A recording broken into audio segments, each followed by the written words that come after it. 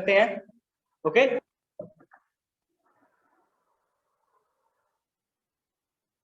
Okay, तो जो आपकी डाउट्स है वन बाय वन सभी स्टूडेंट्स बताएंगे। ओके, कौन से पैराग्राफ में आपको डाउट है? ओके, कौन सा समझ नहीं आया है आपको? ओके, क्योंकि आज लास्ट डे है। नेक्स्ट ओके, मंडे से हम नेक्स्ट चैप्टर स्टार्ट करेंगे हम। ओके, आज लास्ट डे है। हाँ yes,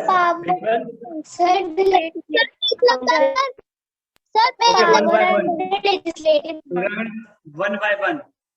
okay, one by one doubts बताएंगे। हाँ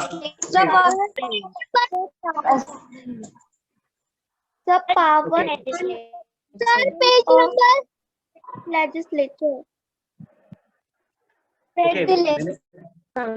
okay, one by one. Okay, power and functions of chief minister. Okay, and function of state legislature.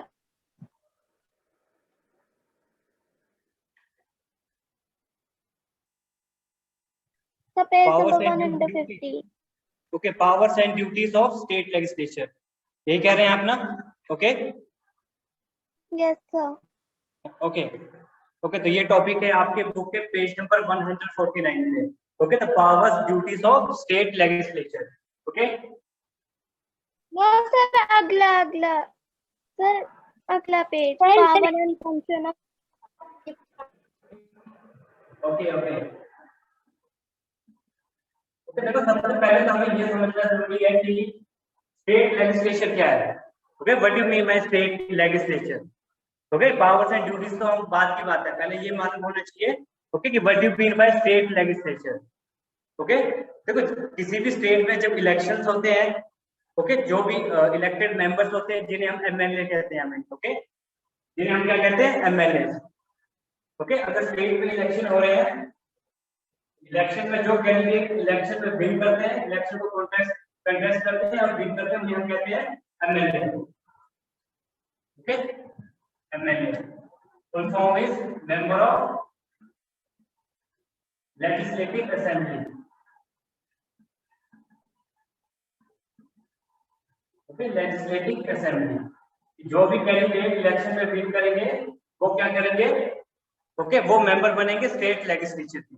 Okay, तो स्टेट लेजिस्लेचर के two parts होते हैं।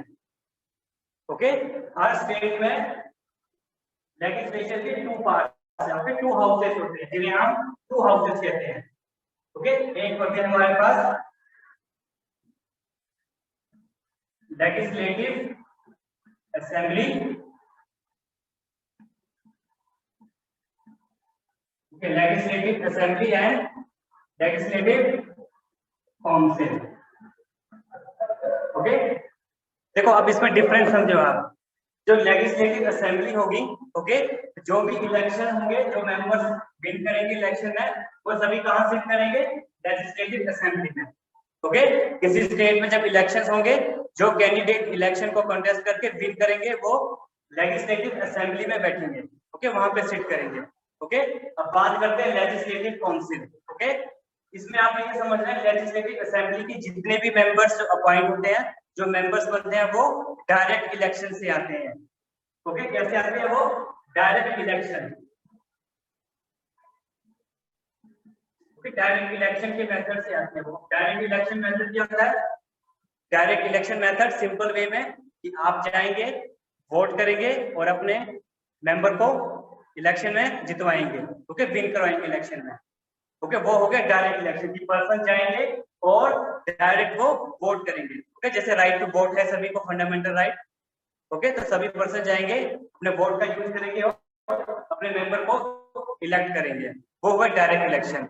एक होता है indirect election. Okay, indirect election में लेजिस्लेटिव काउंसिल में बैठते हैं सभी। ओके, इनडायरेक्ट इलेक्शन कौन से होंगे हमारे पास?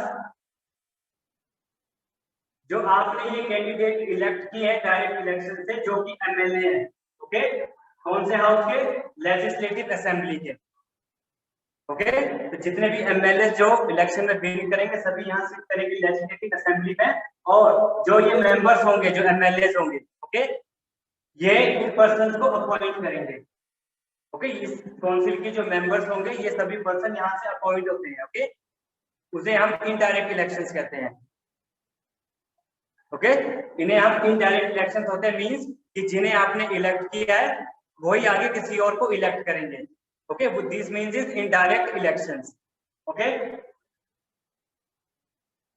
समझ आ गई बात।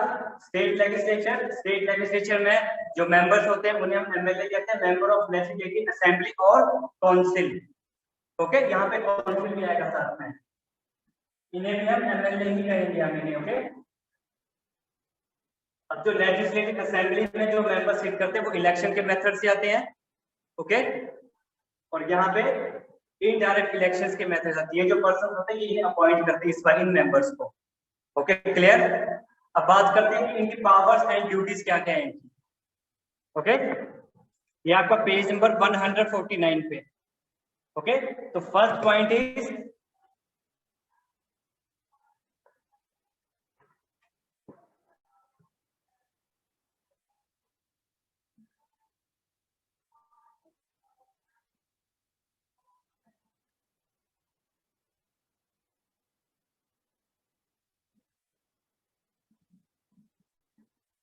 powers and functions of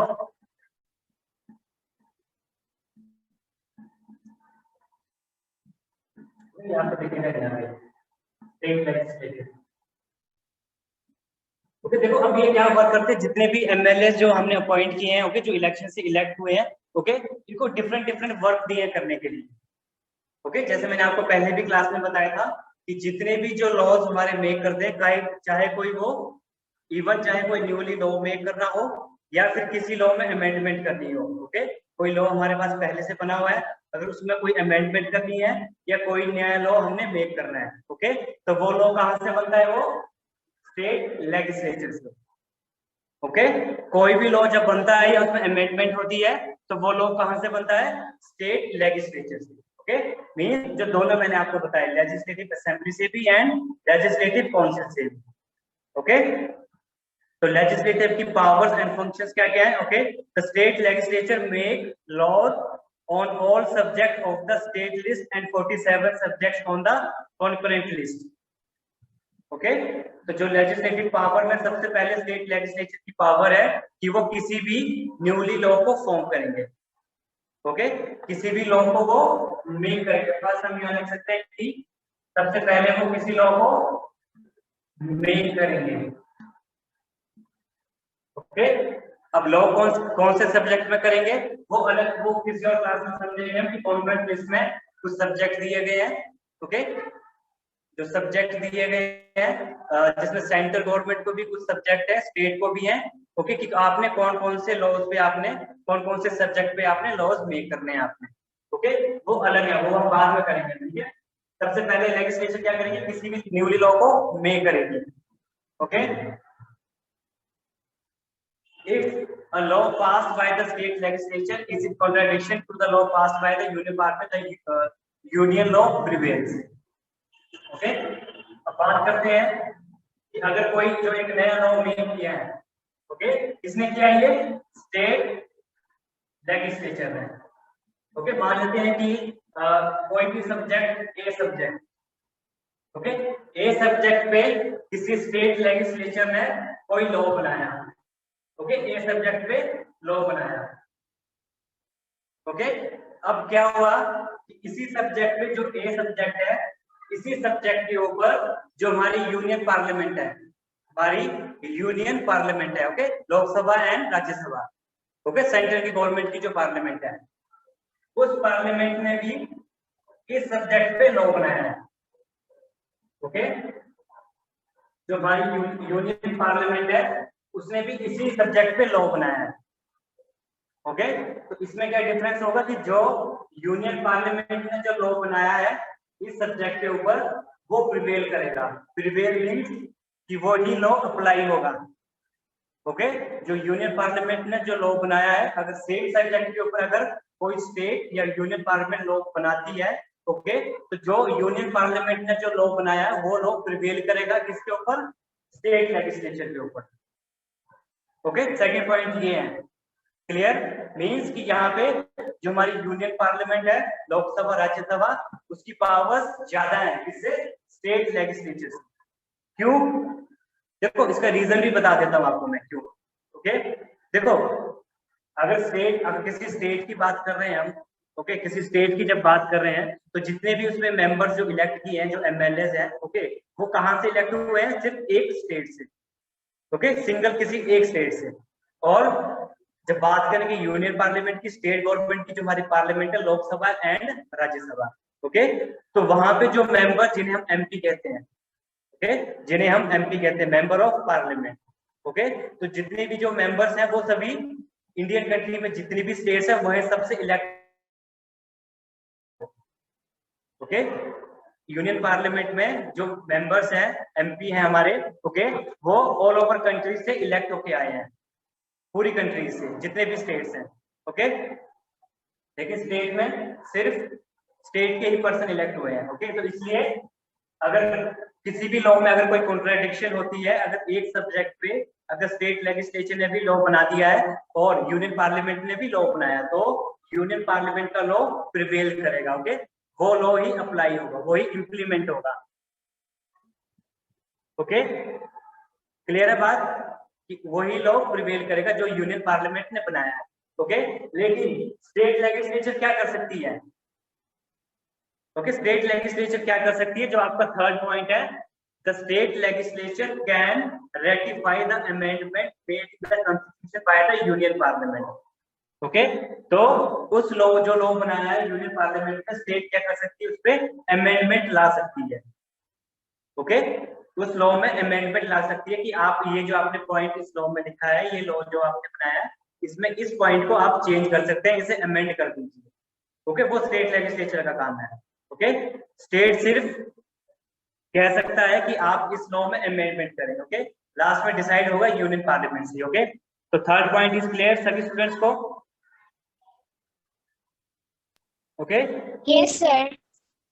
हाँ ओके अब जो हमने फर्स्ट पॉइंट किया था हमने, ओके जो हमने फर्स्ट पॉइंट किया है कि जो हमने लॉ मेक करना है, स्टेट ने जो लॉ बनाना है, ओके तो कौन कौन से सब्जेक्ट पे लॉ बनाना है, ओके ऐसे कौन कौन से सब्जेक्ट है जिसपे स्टेट लॉ बना सकती है, जिसको कॉन्स्टिट्यूशन ने पावर दी है स्टेट को कि स्टेट गवर्नमेंट कौन से सब्जेक्ट पे लॉ बना सकती है, ओके तो आपने सिर्फ इतना याद रखना है, ओके कौन कौन से सब्जेक्ट है वो, जो सब्जेक्ट हमारे कॉन्स्टिट्यूशन में एक तो स्टेट लिस्ट में दिए गए हैं, ओके आपने अभी से कितना ही याद रखना है, ओके अगर इस टॉपिक पे जाएंगे तो आपको बहुत टाइम वेस्ट होगा, ओके जो लॉ जो सब्जेक्ट हमें स्टेट लिस्ट में दिए गए हैं, स्टेट लिस्ट में दिए गए सब्जेक्ट उस पे स्टेट लॉ बना सकती है, ओके जो स्टेट लिस्ट में दिए हैं उस पे जो सब्जेक्ट है उस पे स्टेट लॉ बना सकती है, ओके और साथ ही साथ में एक लिस्ट और है concurrent list, okay concurrent list इस लिस्ट में जितने सब्जेक्ट दिए गए हैं, ओके इस लिस्ट में जितने भी सब्जेक्ट दिए गए हैं उस पे भी स्टेट लॉ बना सकती है, ओके ओके स्टेट उस पे लॉ बना सकती है उसके ऊपर, ओके देखो कॉन्करेंट लिस्ट में कौन से सब्जेक्ट है, इसमें देखो इसमें जो सब्जेक्ट दिए गए स्टेट में, इसमें सिर्फ वही स्टेट उस सब्जेक्ट पे लॉ बना सकती है, जब कॉन्करेंट लिस्ट की बात करेंगे तो यूनियन पार्लियामेंट भी और स्टेट भी दोनों लॉ बना सकती है उन सब्जेक्ट्स के ऊपर, ओके अब सब्जेक्ट की बात करते हैं कि कौन कौन से सब्जेक्ट्स हैं, ओके कौन कौन से सब्जेक्ट्स हैं जो कॉन्स्टिट्यूशन है स्टेट को प्रोवाइड किए गए हैं, ओके सिर्फ एक दो एग्जांपल्स ही करेंगे, ज्यादा नहीं करेंगे हम, ओके सिर्फ एक दो एग्जांपल ही करेंगे हम, जो स्टेट में हमारे पास स्टेट को कॉन्स्टिट्यूशन में सब्जेक्ट दिए हैं, किस किस सब्जेक्ट पे वो लॉ बना सकती है, ओके तो सबसे पहला अगर स्टेट की अगर पुलिस का मैटर है, अगर जब स्टेट की पुलिस का मैटर है तो इसके ऊपर लॉ बना सकती है वो, जब स्टेट के पुलिस की बात होगी, ओके और साथ ही साथ में अगर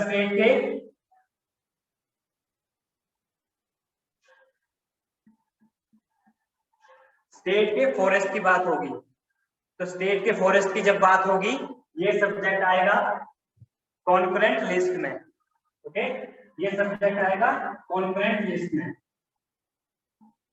जब फॉरेस्ट की बात करेंगे, ओके अगर हम पुलिस की बात करेंगे स्टेट सिर्फ स्टेट की पुलिस, ओके जैसे पुलिस में लिखा होता है ना, यहाँ सभी के यहाँ पे हिमाचल प्रदेश पुलिस। ओके, तो हिमाचल प्रदेश पुलिस की जब बात आएगी तो स्टेट लॉ पुलिस पे लॉ बना सकती है।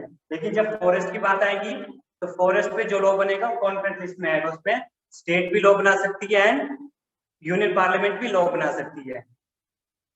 Okay, clear clear. एक एग्जांपल और करते हैं हम। ओके, अगर बात करें हम बैंकिंग की, ओके, तो जो बैंकिंग है, देखो बैंकिंग जो है, बैंकिंग जो मैटर है वो यूनियन पार्लियामेंट का मैटर है वो। ओके, क्योंकि आपने कोई भी बैंक ऐसे नहीं सुने होंगे जो कि आरबीआई से रिकॉग्नाइज नहीं होगा। ओके, जितने भी बैंक हैं, अगर एसबीआई की बात करेंगे, सीबीआई की बात करेंगे, सेंट्रल बैंक ऑफ इंडिया की बात करेंगे, आईसीआईसीआई बैंक की बात करेंगे, या फिर Himachal Pradesh state cooperative bank की बात करेंगे, ये सभी कहां से रिलेटेड है? ये यूनियन पार्लियामेंट से, आरबीआई से। ओके, तो वो किसका मैटर है? वो कंट्री का मैटर है वो। Okay, clear. ये कुछ सब्जेक्ट हैं ऐसे जो दिए गए हैं। ओके, अब इसमें अगर एक एग्जांपल और लें, हम स्टेट की बात करें तो स्टेट में जो जब पंचायत के इलेक्शंस होते हैं, ओके, स्टेट में जब पंचायत के इलेक्शंस होते हैं तो यूनियन पार्लियामेंट इंटरफेयर नहीं करती है, जो स्टेट का इलेक्शन कमीशन है वो इंटरफेयर करता है। ओके, जो पंचायत के इलेक्शंस होते हैं वो स्टेट करवाती है वो। ओके, यूनियन पार्लियामेंट कभी कंडक्ट नहीं करवाती है वो। ओके, अगर स्टेट के पंचायत के इलेक्शंस की बात करें, ओके, पंचायत के इलेक्शन तो सिर्फ स्टेट इलेक्शन कराएगी, यूनियन पार्लियामेंट कभी इलेक्शन नहीं करवाती। ओके, ऐसे बहुत सारे सब्जेक्ट हैं ऐसे। ओके, वन बाय वन कभी किसी और क्लास में डिस्कस करेंगे हम। ओके, उसके बाद नेक्स्ट है हमारे पास नॉन लेजिस्लेटिव फंक्शंस। ओके, तो जितने भी हमने डिस्कस किए हैं ये सभी स्टेट लेजिस्लेचर के फंक्शंस हैं, ये कि वो क्या क्या वर्क करती है वो। ओके, उसके बाद है नॉन लेजिस्लेटिव फंक्शंस।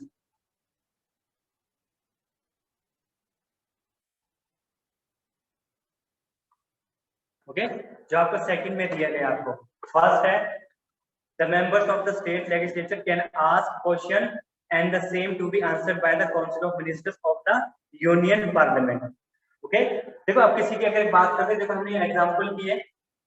ओके, अगर यहाँ पे किसी स्टेट में, अगर कोई स्टेट की पार्लियामेंट जब लेजिस्लेटिव बैठती है, ओके, तो स्टेट का कोई मिनिस्टर या स्टेट का कोई एमएलए, ओके, कोई स्टेट का मिनिस्टर या स्टेट का एमएलए अगर फॉरेस्ट पे वो कोई क्वेश्चनिंग करता है, ओके, अगर फॉरेस्ट से रिलेटेड कोई क्वेश्चनिंग करता है, ओके, तो इस क्वेश्चन का जो आंसर देंगे वो स्टेट फॉरेस्ट के डिपार्टमेंट के मिनिस्टर भी दे सकते हैं और यूनियन पार्लियामेंट के जो मिनिस्टर है वो भी दे सकते हैं।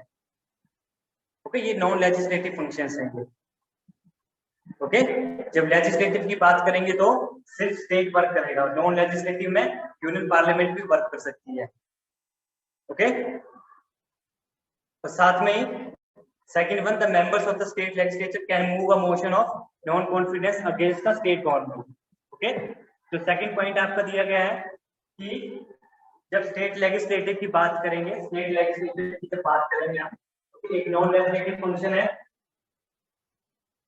जैसे कि हमने एक पॉइंट डिस्कस किया था हमने कि अगर किसी स्टेट में इलेक्शन हो रहे हैं, ओके, स्टेट में इलेक्शन हो रहे हैं, बात करते हैं हिमाचल प्रदेश की, ओके, एचपी में इलेक्शन हो रहे हैं, 68 सीट्स हैं। ओके,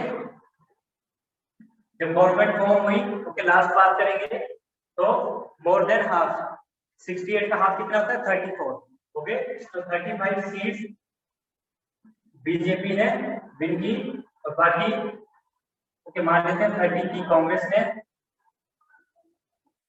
ओके, और बाकी 2 की independent, okay, independent candidate. Okay, Himachal Pradesh में इलेक्शन हुए, 68 सीट थी, 35 बीजेपी ने की, इलेक्शन में जीती, 30 कांग्रेस ने और 2 इंडिपेंडेंट है। ओके, अगर बीजेपी ने 35 जीती है means more than half, okay, more than half, तो इसकी गवर्नमेंट बन गई। ओके, बीजेपी की गवर्नमेंट बनी, गवर्नर ने कहा कि आओ आप आके गवर्नमेंट को फॉर्म करो इस मेजोरिटी पार्टी को, ओके, क्योंकि मेजोरिटी पार्टी बनी है। ओके, तो जितने भी मेंबर्स हैं, इन मेंबर्स ने अपना एक लीडर अपॉइंट किया जिसको कहा सीएम। ओके, अब बाकी बचे ये 30 कांग्रेस के।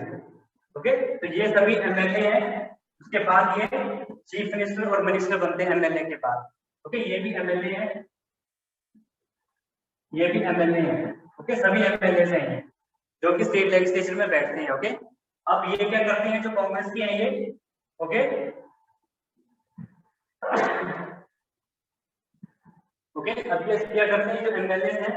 ओके, ये एक नॉन कॉन्फिडेंस होता है। ओके, क्योंकि इस पार्टी की जब गवर्नमेंट बनी है, ओके, अगर इनको लगता है कि ये अच्छे से वर्क नहीं कर रही है गवर्नमेंट ये, ओके, तो ये लेजिस्लेचर में एक नॉन कॉन्फिडेंस मोशन लाती है। ओके, नॉन कॉन्फिडेंस मोशन होता है कि okay, non confidence motion, okay, non confidence motion होता है मीन कि इनका कहना है, जो ये एमएलए हैं जो अदर पार्टी के, इनका कहना है कि इस सरकार के ऊपर अब हमें कॉन्फिडेंस नहीं रह गया है, क्या ये वर्क नहीं कर रही है अच्छे से, इसलिए ये नॉन कॉन्फिडेंस मोशन लेकर आते हैं कहाँ, स्टेट लेजिस्लेचर में। ओके, स्टेट लेजिस्लेचर में ये नॉन कॉन्फिडेंस मोशन लेकर आते हैं। मींस देखो, नॉन कॉन्फिडेंस का मींस कि ये जो एमएलए है, बाकी इन सबको लगता है कि ये जो सरकार की जितने मेंबर्स है, ये सरकार है, गवर्नमेंट है, ये अच्छे से वर्क नहीं कर रही है, हमें इसके ऊपर भरोसा नहीं है, कॉन्फिडेंस नहीं है। ओके, तो ये नॉन कॉन्फिडेंस मोशन लेकर आते हैं ये कि आप अपना जो कॉन्फिडेंस है उसे शो करो स्टेट में। ओके, स्टेट लेजिस्लेचर में आप अपने कॉन्फिडेंस को शो करो। ओके, तो ये जो वर्क इन्होंने किया, ओके, कि इन्होंने कहा सरकार को, गवर्नमेंट को कि आप अपना कॉन्फिडेंस बताओ हमें। ओके, तो इस वर्क को हम कहते हैं नॉन लेजिस्लेटिव फंक्शंस। ओके, जो कि एमएलए लेकर आते हैं स्टेट लेजिस्लेचर में। ओके, ये एक नॉन लेजिस्लेटिव फंक्शन है ये। ओके, तो ये नॉन कॉन्फिडेंस मोशन लेकर आते हैं किसके अगेंस्ट, जो स्टेट गवर्नमेंट है, ये स्टेट गवर्नमेंट बनी है ना, इसके अगेंस्ट। ओके, ये सेकंड पॉइंट है आपका, आपके पेज नंबर 150 का ये सेकंड पॉइंट है, ये non confidence against the state government. Yes sir. हाँ, यस मैम।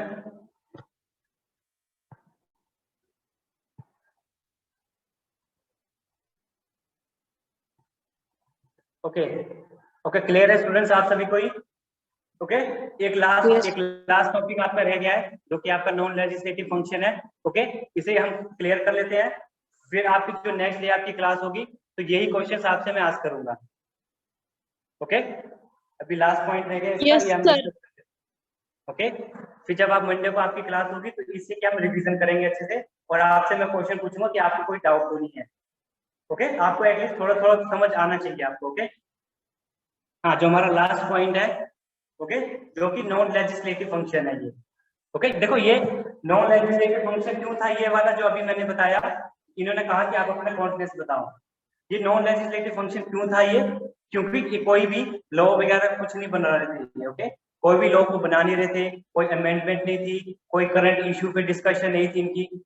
ओके, तो जो लेजिस्लेचर का वर्क क्या होता है, लेजिस्लेटिव का वर्क होता है कि उसने लॉ बनाने हैं, उसको अमेंड करना है। ओके, और जो करंट में जो इश्यूज चल रहे हैं उस पे क्वेश्चनिंग करनी है। ओके, आंसर देने हैं। ओके, लेकिन ये वाला कोई इससे रिलेटेड नहीं था, तो ये नॉन लेजिस्लेटिव फंक्शन था ये। ओके, अब जो थर्ड पॉइंट है, the members of the state legislature can also move adjournment motion and censure motion against the council of ministers. Okay, देखो सबसे पहले एडजॉर्नमेंट क्या होता है, एडजॉर्नमेंट क्या होता है, देखो एडजॉर्नमेंट का मीन्स है कि आप किसी चीज को थोड़ी देर के लिए रोक रहे हैं या फिर सस्पेंड कर रहे हैं। ओके, आप थोड़ी देर के लिए आप कह रहे हैं कि मैं इसको बाद में करूंगा। ओके, किसी चीज को पोस्टपोन कर रहे हैं आप। ओके, तो एडजॉर्नमेंट मूवमेंट होता है कि आप किसी चीज को सस्पेंड कर रहे हैं और पोस्टपोन कर रहे हैं। ओके, ये मीन्स है द मेंबर मतलब सस्पेंड का मतलब क्या होता है? हाँ, देखो सस्पेंड का मतलब होता है कि आपने थोड़ी देर के लिए जो आप काम कर रहे हैं, कोई भी वर्क आप कर रहे हैं, तो थोड़ी देर के लिए आप उसको नहीं करेंगे। ओके, मीन्स कि आपको किसी को कहते हैं कि किसी पर्सन को सस्पेंड करते हैं, तो जो वो वर्क कर रहा होता है, कोई भी काम कर रहा होता है, तो कहते हैं कि तो अभी इस वर्क को नहीं करेगा। ओके, अभी आप काम ये नहीं करेंगे तो कहते हैं सस्पेंड है। ओके, और एक होता है पोस्टपोन। एक पोस्टपोन होता है मीन्स कि ये जो वर्क है इसको मैं बाद में करूंगा। ओके, मीन्स कल करूंगा या परसों करूंगा। ओके, उसको कहते हैं पोस्टपोन करना, कि इस वर्क को मैं अभी नहीं करूंगा, थोड़ी देर बाद करूंगा, उसे कहते हैं पोस्टपोन। और सस्पेंड होता है कि आप जो भी वर्क कर रहे हैं आप इस वर्क को अभी नहीं करेंगे फिलहाल। Okay, clear? Yes sir. Okay, अब देखो अब क्या है कि जो मेंबर्स की हमने बात की थी, जो लास्ट में आपको पॉइंट दिया गया है, एक होता है sanction motion and adjournment. Okay, motion ये क्या होता है कि जो काउंसिल ऑफ मिनिस्टर्स होते हैं, जो मैंने आपको यहाँ बताया था कि ये जो पार्टी विन की है, जो एमएलए इन्होंने अपने लीडर अपॉइंट किया, चीफ मिनिस्टर, और चीफ मिनिस्टर ने किसको अपॉइंट किया? Council of ministers. ओके, किसको किया? चीफ मिनिस्टर ने आगे किसको अपॉइंट करता है? Council of ministers. ओके, देखो एमएलए ने जो मेजोरिटी पार्टी थी, जो हम बीजेपी की बात कर रहे थे, ओके, इन्होंने अपना सीएम बनाया, सीएम ने आगे काउंसिल ऑफ मिनिस्टर्स बनाए। ओके, अब ये जितने भी जो एमएलए हैं ना, ये वाले और ये वाले, ओके, ये सभी के सभी क्या करते हैं? ये सीएम और काउंसिल ऑफ मिनिस्टर्स, इनके आगे एक सेंसर मोशन और एडजॉर्नमेंट मोशन ला सकते हैं ये। ओके, सेंसर और एडजॉर्नमेंट मोशन ला सकते हैं ये। ओके, अगेंस्ट तक इसके काउंसिल ऑफ मिनिस्टर्स, इनके खिलाफ। तो ये सभी होते हैं काउंसिल ऑफ मिनिस्टर्स, ये इनके खिलाफ मोशन ला सकते हैं। क्या मोशन लाएंगे? या तो आप वर्क अच्छे से नहीं कर रहे हैं, या कोई करंट टॉपिक इश्यू चल रहा है, जैसे आजकल कोविड चल रहा है। ओके, तो आप इस पे आपकी जो स्टेप्स हैं वो अच्छे नहीं है, तो ये मोशन ला सकते हैं, इनको क्वेश्चनिंग कर सकते हैं, इसलिए इनको जवाब देना पड़ता है। ओके, जब ये क्वेश्चन करते हैं तो इनको आंसर देना पड़ता है, कहाँ पे? स्टेट लेजिस्लेचर में, मींस लेजिस्लेटिव असेंबली में। ओके, तो ये जितने भी क्वेश्चन करते हैं ये, इनको आंसर देना पड़ता है कहाँ पे? स्टेट लेजिस्लेटिव असेंबली में। ओके, जब सेशन चलता है, आपने सुना होगा कि जब विधानसभा का सेशन चलता है स्टेट में, ओके, तो जितने भी क्वेश्चन होते हैं इनको आंसर देना पड़ता है इनको। ओके, उसको कहते हैं कि सेंसर मोशन। बाकी ओके, बाकी ज्यादा डीप में नहीं जाएंगे हम। Okay, okay, means censure motion आप ये भी समझ सकते हैं कि ये कहते हैं कि आप अच्छे से वर्क नहीं कर रहे, करंट इश्यू चल रहा था या कोई भी टॉपिक था, आपने उसके ऊपर अच्छा वर्क नहीं किया। ओके, आपने अच्छा वर्क नहीं किया, ये बिल्कुल पूछ सकते हैं इनको। ओके, और ये कह सकते हैं इनको, ये जो एमएलए होते हैं इनको कह सकते हैं कि आप इस काम को पोस्टपोन कर दो अभी फिलहाल। क्यों पोस्टपोन कर दो? क्यों? क्योंकि उस टॉपिक पे ये डिस्कशन कर रहे होते हैं, कहाँ पे? असेंबली में। ओके, जब ये किसी टॉपिक पे असेंबली में डिस्कशन चलती है तो उसको ये किसी सब्जेक्ट को पोस्टपोन कर देते हैं ये। ओके, ओके, तो आज के लिए इतना ही करेंगे हम। ओके, मुझे मालूम है कि आपको बहुत सारी डाउट्स होंगी आज के इसमें। ओके, तो जब नेक्स्ट डे हमारी क्लास होगी तो जितनी भी आपके डाउट्स होंगे, ओके, वो हम क्लियर करेंगे। Yes sir. ओके, हाँ, यस सर। अभी हमारे पास टाइम है 2-3 मिनट्स लेफ्ट है अभी। ओके, अगर आपको कोई डाउट है इसमें, देखो मुझे मालूम है कि आपको डाउट होगी इसमें। ओके, कोई बात नहीं, जब हम दोबारा इसकी रिवीजन करेंगे तो आपको और अच्छे से समझ आएगा। ओके, पर एटलीस्ट आपने एक बार जब आपने सुन लिया है, एक बार जब आपके माइंड में बात चलेगी है, अगर आप दूसरी बार सुनोगे, तीसरी बार सुनोगे, तो आपको और चीजें सीखने को मिलेंगी। ओके, हाँ, अब आप अपने डाउट बताएंगे। ओके, प्रत्युष, आपको कोई डाउट है? Excuse me sir. हाँ, यस। 150 पेज पर power function of state legislature का थर्ड पॉइंट नहीं आ रहा है। हाँ, कौन सा पॉइंट की बात कर रहे हैं? हाँ, फर्स्ट वाले में कौन सा है? The state legislature can ratify the amendment, ये कह रहे हैं यस आप? सर। हाँ, ओके, देखो क्या है कि जो हमारा स्टेट लेजिस्लेचर है, जो मैंने बात की थी आपको, ओके, कि जो स्टेट वाले जो स्टेट लेजिस्लेचर का काम क्या है, जो हमारा एक गवर्नमेंट का ऑर्गन भी है, जो एक गवर्नमेंट का ऑर्गन है लेजिस्लेचर। ओके, लेजिस्लेचर कब लेजिस्लेटिव असेंबली होते हैं। ओके, उसका वर्क क्या है? उसका वर्क है कि आपने लॉ बनाने हैं। ओके, इसका वर्क है कि आपने लॉ बनाने हैं। ओके, अब जो मान लो देखो कोई लॉ बना दिया है उसने, पहले से बना हुआ है, ओके, इसमें कोई अमेंडमेंट लेकर आनी है, ओके, क्योंकि जब लॉज बनते हैं तो उसमें बहुत सारे पॉइंट्स